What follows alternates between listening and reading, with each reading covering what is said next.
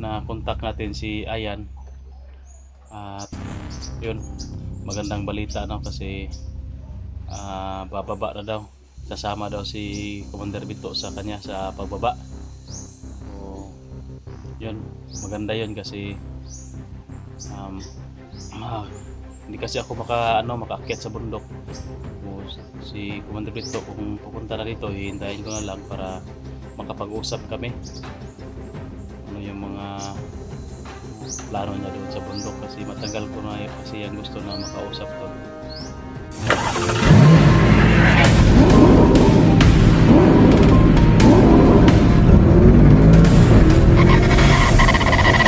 So far away from home.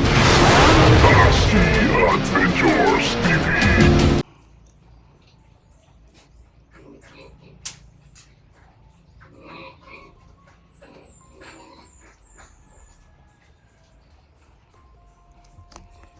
So yun tol, isang mapagpalang araw po sa ating lahat. O, yun tol na binibidyo po natin kasi kanina tol, may biglang sumulpot dyan, dalawang bandido at pumunta sa atin dito no. O hindi tayo nakapag-camera tol, hindi tayo nakapag-video kasi yung cellphone ko iniwan ko doon sa bahay nag-charge. Madalian kasi yung ano na tol, hindi daw sila makapaghintay kasi may emergency daw. Hindi naman sinabi sa atin tol kung ano yung emergency. Basta sabi may ano daw, emergency daw na uuwi daw ba kasi emergency. Mabuti lang tol, may dala akong pera kanina kasi magdala ako ng bag kanina papunta dito. Nakapagbigay tayo ng kaunting tulong ng pamasahe. Saka yung isa, basta emergency daw tol, nasa ospital daw yung kapamilya niya. Kaya uuwi siya ng mga bandido din. Mga tauhan din daw ni ni Bito. Dalawang tao. Sayang no, hindi tayo nakapag-video. Naiwan kasi yung camera. Tapos sinabihan ko na dito muna mag-standby. Pero sabi niya na yun nga, emergency daw. Kailangan lang umalis agad. May emergency din no, hindi na makapaghintay. Hindi natin alam kung ano yung nangyari.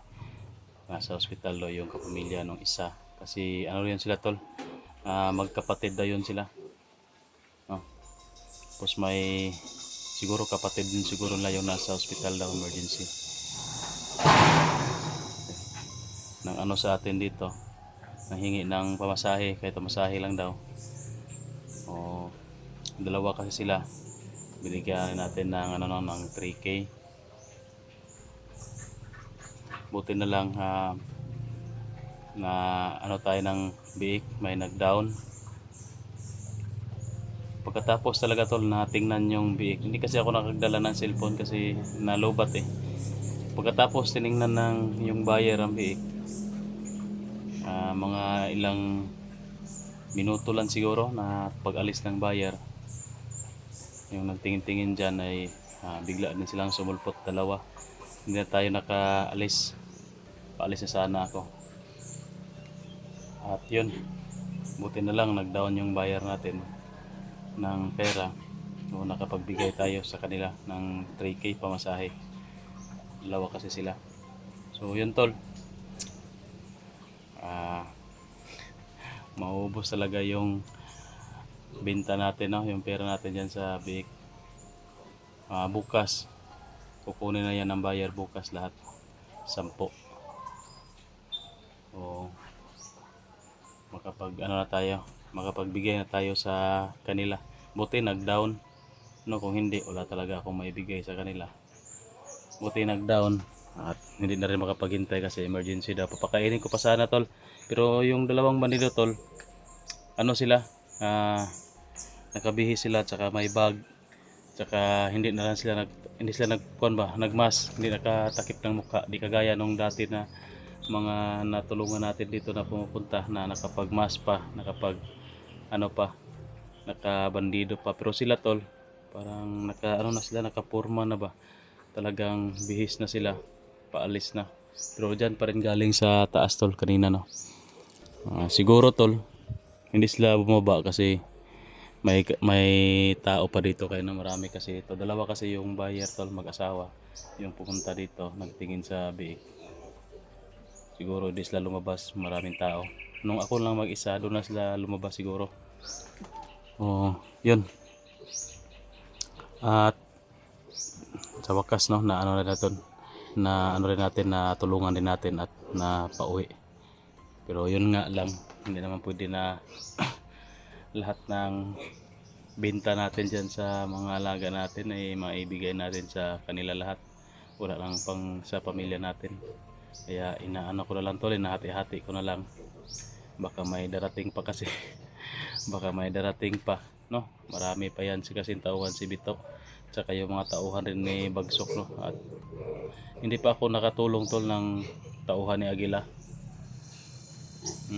Yung na nagpunta dito, mga tauhan lang ni Bagsok at ni Bito. Wala pang tauhan ni Agila. Oh, naghintay-hintay pa tayo dito tol, baka marami pa yung darating. Tsaka napanood ko rin no sa video ni Ayan tol na may 5 pa daw. May 5 pa na gusto umuwi. Pero ang daanan nila tol hindi dito sa atin banda, yung daanan nila doon daw sa kabila. Kung dadaan pa sila dito, medyo matagalan sila ba, malayo na dito. O doon sila sa kabila dadaan. Kaso walang ano tol, walang mga pamasahe din. O si Ayan siguro yung nagbigay. Kasi si Ayan yung nandoon, no? Napanood natin sa video ni Ayan lang. At saka na ano natin tol, na contact natin si Ayan. At yun, magandang balita no, kasi bababa na daw. Sasama daw si Commander Bito sa kanya sa pagbaba. So, yun, maganda yun kasi hindi kasi ako makaakyat sa bundok. O, si Commander Bito kung pupunta na dito, hihintayin ko na lang para makapag-usap kami. Ano yung mga plano niya doon sa bundok, kasi matagal ko na kasi yung gusto na makausap tol. Ano yung mga plano niya sa bundok, ano yung mga gagawin niya doon, bakit nanatili pa siya doon sa bundok. Sana makarating sila dito tol ng ligtas at naway walang masamang mangyari ba, kasama si Ayan. Saka sino yung isa, kasama pa yung isa, si sa video lang, si Burnok yung isa tol, na right hand daw yun ni Commander Bito. At sana tol na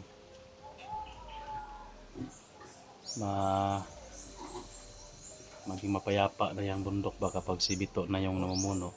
Ang problema lang nito tol, ito talagang si Commander 19, kasi nakita ko rin sa mga video ni Ayan no, parang si Commander 19 din yung may kagagawan ba sa larin sa mga kaguluhan na naman no. Nabasa natin sa comment kanina kagabi ba, kakanina ba yun, na may naghahasik na raman ng lagim doon sa bundok no? At si Commander 19 yun.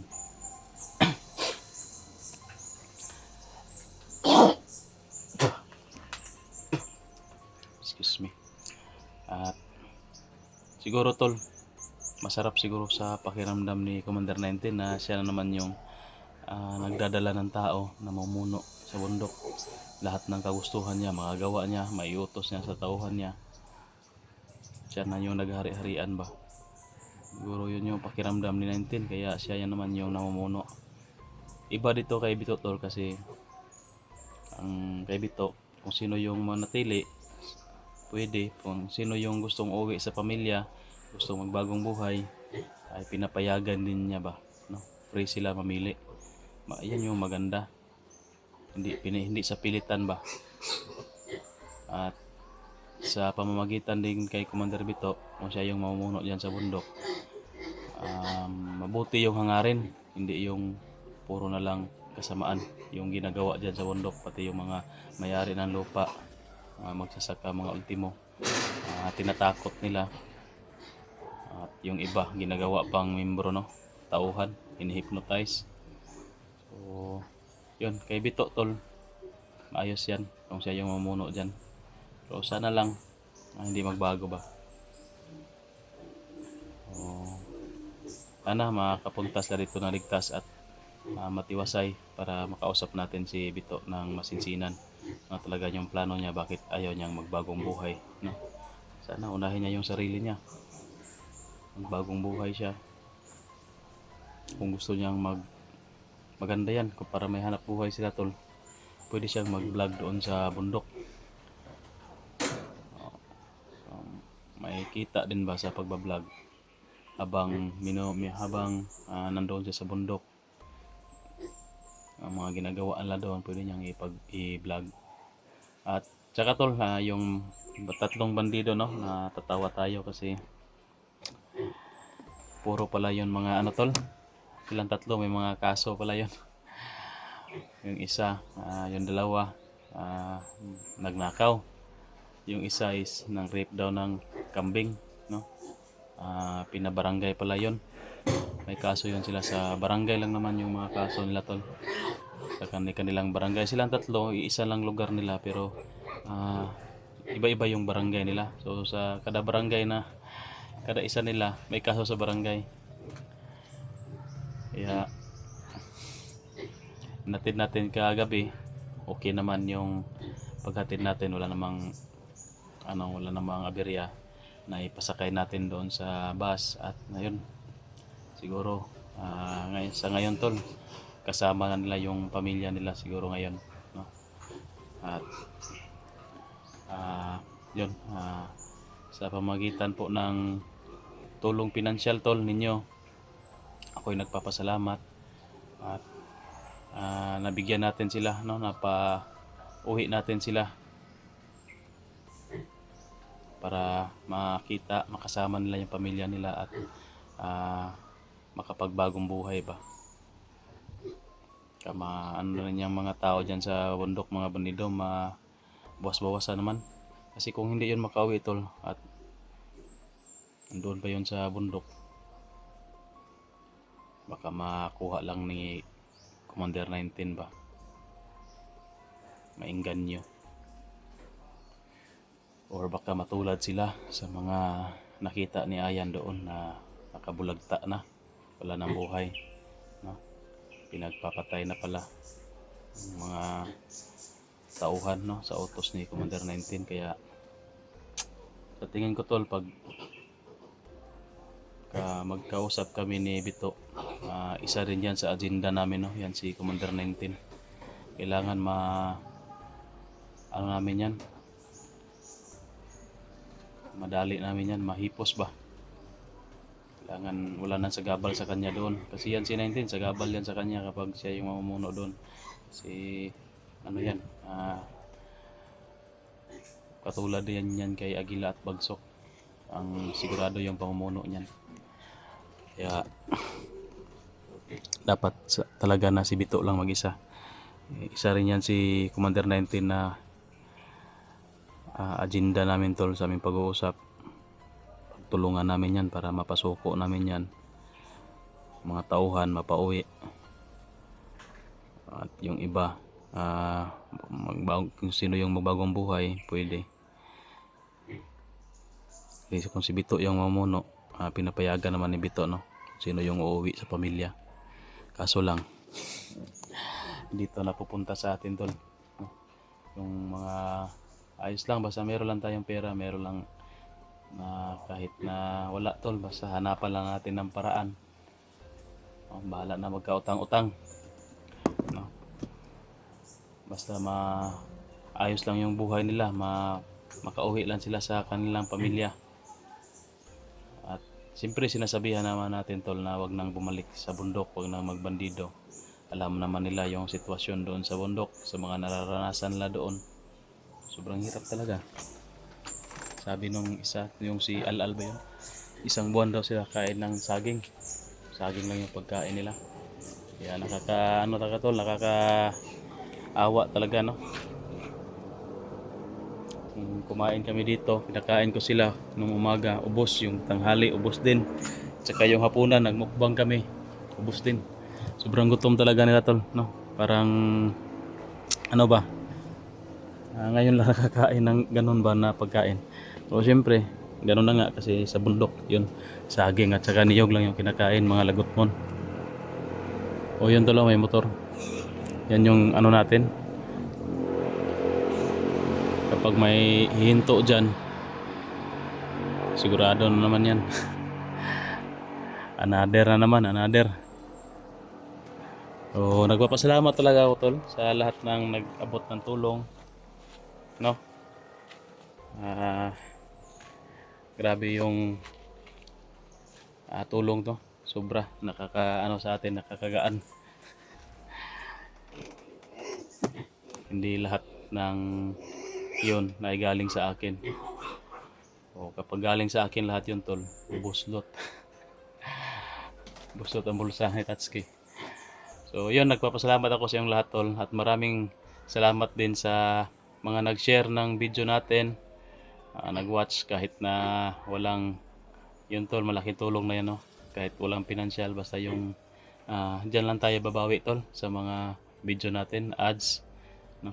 Sana matulungan din ninyo na may share at huwag kayong mag-skip ng ads para may babalik din sa atin kahit konti lang, para naman kung may susuko pa dito sa atin ay maaabutan pa rin natin, no, ng tulong.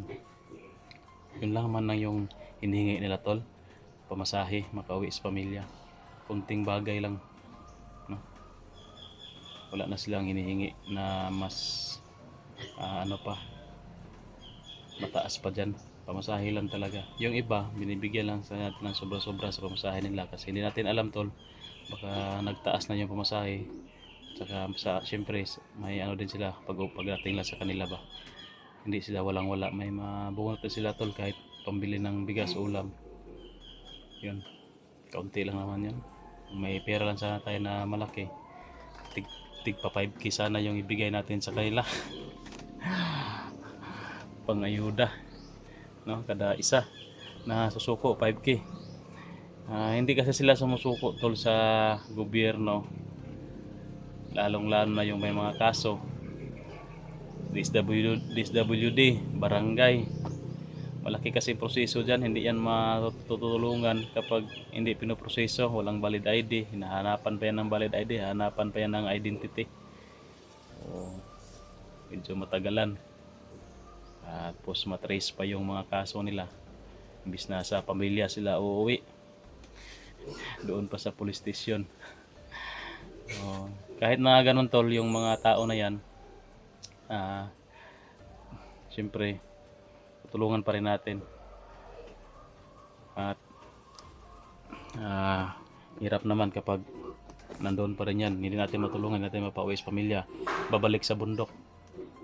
Sagupa naman natin yan, dadami naman sila dyan sa bundok na maghahasik ng lagim. Kaya tinulungan lang natin para makauwi sa pamilya, baka sakali, no, na magbagong buhay ba, baka kahanap sila ng trabaho dyan sa kanilang lugar. Ano lang ng kaso niyan, mga minor lang naman, barangay lang, pwede pa yung maiayos lang. Siyempre sila, ano lang talaga yun, nahihiya lang ba. Kaya yun, naglayas, nagtago. Yung iba, yun na, nagbandido na para safety sila sa bundok. Hindi sila mahuhuli kasi nasa kabundukan. So yun lang tol, no. Napapasarap yung pinto natin. Ipaalam ko lang sa inyo tol na safety na nakauwi yung tatlo. Si Al-Al, yung isa si Dennis, yung isa si Wiggy. Tsaka yung dalawa dito tol na dumating kanina, hindi ko natanong yung pangalan nila, no, kalimutan ko, hindi kasi tayo naka-on cam. Yun, tulungan din natin, binigyan natin ng pera pamasahe. Tsaka yung dalawa pa na nauna, si Buisog daw yun, at saka si Tabornok, tapos meron ding Bornok doon, no, right hand ni Bito. Ang ganda ng mga pangalan, pero yung mga pangalan na yan tol, mga alias lang yan nila. So yun tol, maraming salamat po, no, sa inyong panonood. Ingat kayong lahat, God bless. Abang-abang lang ako dito ng may darating pa. At saka abangan ko rin tol sila Bito dito at saka si Ayan, kasi dito daw yung tuloy nila punta. no, na hindi ko pa kasi kinuha na kaya na doon sa kubo nila diretso si Bito. Dito lang muna, no, for the safety na lang din ba. So yan, ingat kayong lahat tol. God bless. Thank you, thank you.